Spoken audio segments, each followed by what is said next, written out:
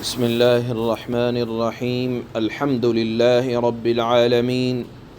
والصلاة والسلام على اشرف الانبیاء والمرسلین محمد وعلى آلہ واصحابہ اجمعین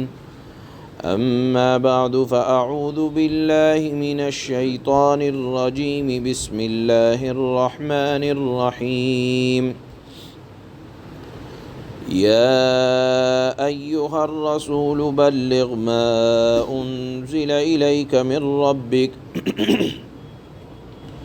وإن لم تفعل فما بلغت رسالته والله يعصمك من الناس إن الله لا يهدي القوم الكافرين صدق الله مولانا العلي العظيم. رسول اللہ صلی اللہ علیہ وسلم اور حضرات صحابہ جب تک مکہ مکرمہ میں رہے ہجرت سے پہلے، تو کفار مکہ کی طرف سے دشمنی اور ستانے کا کوئی راستہ ایسا نہ بچا تھا کہ جو ان لوگوں نے جس کا تجربہ نہ کر لیا. اسی وجہ سے اللہ کے نبی صلی اللہ علیہ وسلم نے مجبور ہو کر حضرات صحابہ کو مکہ سے مدینہ کی طرف ہجرت کرنے کا حکم دیا. اللہ کے نبی بھی مدینہ تشریف لائے ہجرت کر کے اپنا گھر بار چھوڑ کر، لیکن مدینہ آنے کے بعد بھی کوئی آسانی کا دور ایک دم شروع نہیں ہو گیا، بلکہ یہاں یہود و نصارہ کے قبائل موجود تھے جہاں کام کرنا اور بھی مشکل. انصار نے اللہ کے نبی کا ساتھ دیا، یقیناً ساتھ دیا، لیکن ان کی طاقت وہاں موجود وہاں کے یہودی قبائل کے مقابلے میں انصار کی وہ پوزیشن نہیں تھی. لیکن بہرحال اللہ کے نبی صلی اللہ علیہ وسلم نے کا ساتھ دیا انصار نے، مدینہ منورہ کے رہنے والوں نے. لیکن ہر وقت وہاں کے یہودی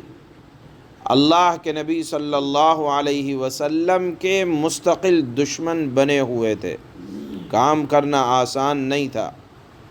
ایسے موقع پر اللہ نے، آپ نے سنا پچھلے ایک دو رکوع کے اندر، کہ یہود کے غلط نظریات اور ان کے افکار و خیالات کو اللہ تعالیٰ نے کس طرح سے واضح فرمایا. چنانچہ ان کی ان خراب باتوں کو بھی بیان فرمایا کہ ان کے پیشوا خود اللہ کی نازل کردہ کتاب توریت میں کس طرح سے رشوتیں لے کر مسائل کو بدل دیا کرتے تھے، حق بات کو بیان نہیں کرتے تھے. یہود کے مالداروں کے لیے الگ سزائیں ہوتی تھیں، عوام کے لیے الگ سزائیں ہوتی تھیں.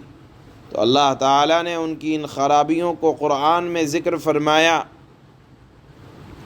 جس میں یہود و نصارہ کی سخت مذمت اور برائی بیان فرمائی گئی. اور جو کہ مدینہ منورہ کے چودھری لوگ تھے، بڑے ذمہ دار لوگ تھے، لہذا ان مضامین کو بیان کرنے کے بعد اب یہاں یہ آیت اللہ تعالیٰ ارشاد فرما رہے ہیں، یا ایھا الرسول بلغ ما انزل الیک من ربک. اے رسول، اللہ تعالیٰ نے جو کچھ آپ پر نازل کیا ہے، آپ وہ بلا خوف و خطر آپ وہ تمام مضامین، وہ تمام شریعت،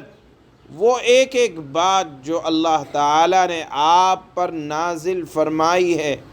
آپ اس کو پہنچا دیں. یعنی اس کے پہنچانے میں آپ ذرا جھجک نہ کریں، ذرا خوف نہ کریں، اس لیے کہ احتمال ہو سکتا تھا کہ آپ علیہ الصلاۃ والسلام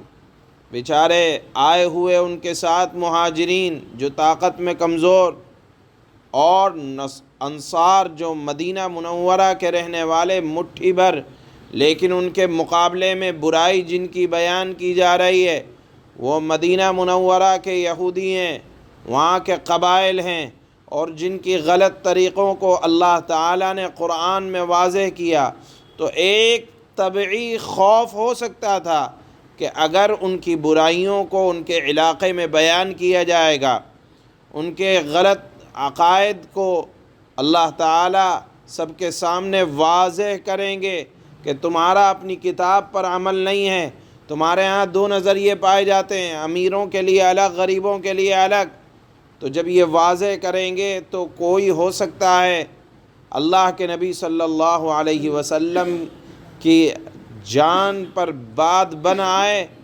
تو اللہ کے نبی صلی اللہ علیہ وسلم کو طبعی خوف تھا، اور طبعی خوف کا ہونا یہ انبیاء کی ذات کے منافی نہیں ہے۔ آپ نے سنا ہوگا جس وقت حضرت موسیٰ اور حضرت ہارون کو اللہ نے حکم دیا کہ آپ جائیں فرعون کے پاس، تو حضرت موسیٰ نے فرمایا کہ وہ تو جان کا دشمن ہے۔ اللہ نے فرمایا قال لا تخافا اننی معکما اسمع وارا، آپ دونوں خوف نہ کرنا، اللہ تمہارے ساتھ رہے گا، تمہاری باتوں کو سنے گا، تم کو دیکھے گا۔ تو دیکھیے انبیاء سے طبعی خوف جو ایک انسانیت کی بنیاد پر ہوتا ہے، انبیاء بھی انسان ہوتے ہیں، وہ ہوتا ہے، وہ رہتا ہے۔ اسی بنیاد پر اللہ کے نبی جب مدینہ منورہ تشریف لائے تو کوئی بہت شاندار وہاں بادشاہوں جیسا گھر نہ تھا، بادشاہوں جیسی حفاظت نہ تھی۔ اسی بنیاد پر وہ چھپر کا گھر، اس کے گھر کے باہر حضرات صحابہ کی رات میں پہرے داری ہوتی تھی کہ کچھ صحابہ پہرے دار ہوتے تھے اور کچھ صحابہ پہرے دار ہوتے تھے۔ کیوں؟ اس لیے کہ نبی بہرحال انسان ہوتے ہیں، اور یہ اسی طبعی خوف کی بنیاد پر اللہ کے نبی صلی اللہ علیہ وسلم کا پہرا دیا جاتا تھا گھر کا۔ لیکن جب یہ آیت نازل ہوئی یا ایھا الرسول بلغ ما انزل الیک من ربک وان لم تفعل فما بلغت رسالتہ واللہ یعصمک من الناس، کہ اللہ تعالیٰ آپ کی حفاظت کریں گے، آپ حق بات کہیں کوئی آپ تک پہنچ نہ پائے گا۔ اللہ کے نبی صلی اللہ علیہ وسلم پر جب یہ آیت کا یہ حصہ جو آج ہم پڑھیں گے نازل ہوا جنگ احد کے بعد، تو اللہ کے نبی صلی اللہ علیہ وسلم نے صحابہ سے یہ کہہ کر اپنا پہرا ہٹوا دیا کہ تم سب جاؤ اور اپنے گھر جا کر آرام کرو، اللہ نے میری حفاظت کی ذمہ داری لے لی ہے۔ اسی دن کے بعد سے حضور صلی اللہ علیہ وسلم نے پہرے داروں سے فرمایا کہ اب آپ لوگ میری پہرے داری یا میرے گھر کی حفاظت نہ کریں۔ آپ دیکھیں یہ مواقع وہ تھے کہ اللہ کے نبی صلی اللہ علیہ وسلم کے اوپر جنگ احد میں جان کا حملہ ہوا، اور آپ علیہ السلام کے چہرہ انور پر زخم لگا، اسی طرح آپ کے راستے میں کانٹے بچھائے گئے، آپ بیٹھے ہیں نیچے، اوپر سے پتھر بھی لڑکائے گئے، نیچے گڑھے میں آپ علیہ السلام کے اوپر حملہ بھی کیا گیا۔ سب تدبیریں کرنے والوں نے کی۔ وَمَكَرُوا وَمَكَرَ اللَّهُ وَاللَّهُ خَيْرُ الْمَاكِرِينَ، اللہ تعالیٰ سب سے بڑے بہترین کارساز ہیں، سب کی تدبیریں ناکام ہوئیں، بالآخر آپ علیہ السلام نے اپنا فرض منصبی ادا فرمایا۔ یہاں حضرات مفسرین نے لکھا ہے کہ جتنی تکلیفیں آئیں اللہ کے نبی کو، اس آیت کے نازل ہونے سے پہلے آئی ہیں۔ اس آیت کے نازل ہونے کے بعد واللہ یعصمک من الناس، اس آیت کے نازل ہونے کے بعد لکھا ہے کہ اللہ کے نبی صلی اللہ علیہ وسلم کو کوئی جسمانی تکلیف پہنچانے والے پہنچا نہ سکے، جبکہ اس سے پہلے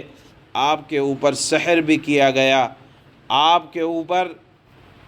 ہر طرح کا حملہ کیا گیا، لیکن اس آیت کے نازل ہونے کے بعد کوئی جسمانی تکلیف آپ کو پہنچا نہ سکا۔ بہرحال اس آیت میں اللہ نے صاف حکم دیا کہ قرآن کا کوئی بھی حکم ہوگا رسول کی ذمہ داری ہے اور نائبین رسول کی ذمہ داری ہے کہ وہ اللہ کے ہر حکم کو اللہ کے بندوں تک پہنچائیں گے، اور حفاظت کرنے والا اللہ ہے۔ وَلَا يَخَافُونَ لَوْمَةَ لَائِمٍ، کسی ملامت کرنے والے کی ملامت کی فکر نہیں کی جائے گی۔ اللہ کا جو حکم ہوگا اللہ کے بندوں تک، انسانیت تک پہنچایا جائے گا۔ یہی حکم اللہ نے اپنے حبیب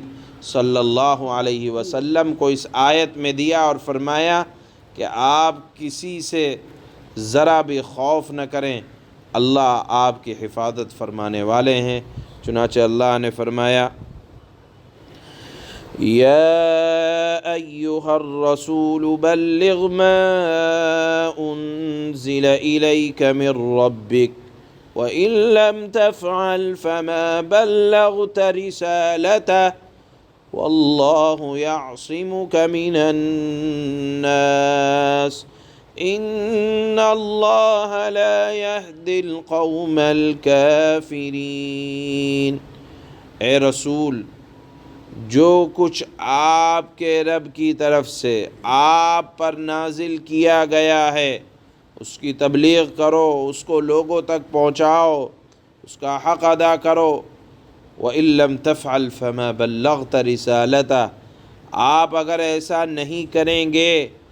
اللہ کے بندوں تک اللہ کا پیغام، قرآن کی آیتوں کا پیغام نہیں پہنچائیں گے، تو اس کا مطلب یہ ہوگا کہ آپ نے اللہ کا پیغام نہیں پہنچایا۔ واللہ یعصمک من الناس، اور اللہ تعالی تمہیں، آپ کو، اے نبی، آپ کو لوگوں کی سازشوں سے بچائے گا۔ یقین رکھو کہ اللہ تعالی کافر لوگوں کو ہدایت نہیں دیا کرتا۔